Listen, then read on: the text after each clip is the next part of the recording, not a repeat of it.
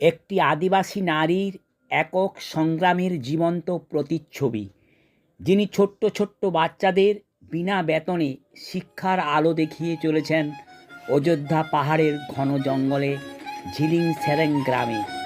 আজকে সে কথাই আপনাদের শোনাবো আমার আঞ্চলিক কবিতা ঝিলিং সেরেং মালতী দিদিমণি। আমরা ভুকা লোক বঠি, দিন আনি দিন খাটি, মাঠে ঘাটে মাটি কাটি। বউ তুই ইমন করিস নাই, ফালতু এইসব ছাগুলান পড়াই কি হবে? তাহলে চাষ করলে ভুকা পেটে দুটা খাবার আসবে। রাঁচিতে, ঝাড়গ্রামে, পুরুলিয়ায় গেলে জোগাড়ের কাজ করলে আরও দুটা পয়সা আসবে। বউ আমার কথাটা একটু ভিতরে এলে, এসব কিচ্ছু করে লাভ নাই গো, কিচ্ছু লাভ নাই। এসব ছাই পাশের ভূতটা মাথালে তারা দেখি। কালকে আমার সাথে ধান রুইতে চ।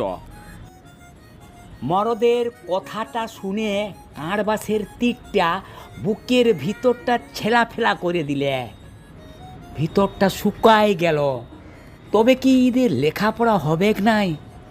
আমি কি এদের জন্যে কিছুই করতে পারবো নাই? এরা একটু বড় হলেই পাতা কুড়ায়, ডাল ভাঙে, গাছ কাটে, পিঁপড়ার ডিম বিক্রি করে শহরে, মাঠে চাষ করে, পাথর খাদানে পাথর ভাঙে, মার ভাতটুকু খাইয়ে পেটের খিদা মারে। দিদিমণি মরদের কথাটায় মারলই নাই।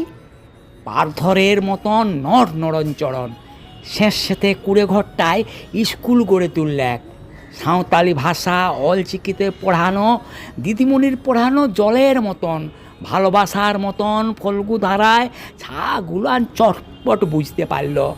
সরকারি স্কুলে এলে দিদিমণির স্কুলে পিঁপড়াগুলানের মতন দলে দলে আসতে লাগল।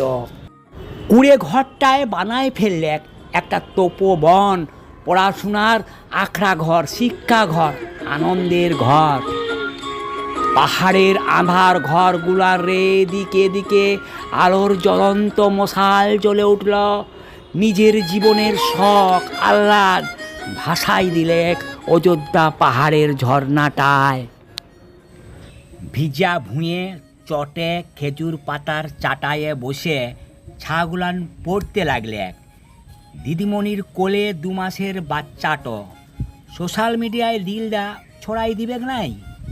রে রে করে উঠলে গোখরা সাপের দলগুলান, কালা কালা লোকগুলান। কোথালে সরম মান্ডি আসে বললে ভাঁওতা ফেক ভিউজ পাবার একটা ছক্কা পাঞ্জা বটে ন। হারান মুর্মু বললে বটে খুড়া, তোরা কি সরকারি স্কুলে পড়াস, প্রাইভেট টিউশনি করিস না? আমি বলি একটা ভুকা গরিব ছাগুলানদের বিনা পয়সায় পড়াই দেখাই দিয়ে দেখি, তবে বলবো বাপের বেটা। বড় বড় কথা বলতে পারিস, ভালো দেখতে লারিস। এটা সাঁওতালিদের লড়াই, শিক্ষা দেবার লড়াই। দিদিমণি একটা জল জ্যান্ত প্রেরণার লড়াই বটে, একটা লয় গো। হাজার হাজার মালতী মুর্মু ছড়াই পড়ুক অযোধ্যা পাহাড়ে পাহাড়ে, জঙ্গলে জঙ্গলে, পাড়ায় পাড়ায়। গনগনে আগুনের তাপে জঙ্গলমহলের সাঁওতালিরা জাগে উঠুক। লইতন ভোরের সূর্যের আলোয় তাদের ভিতরলে ভিতর ছড়াই পড়ুক, ছড়াই পড়ুক।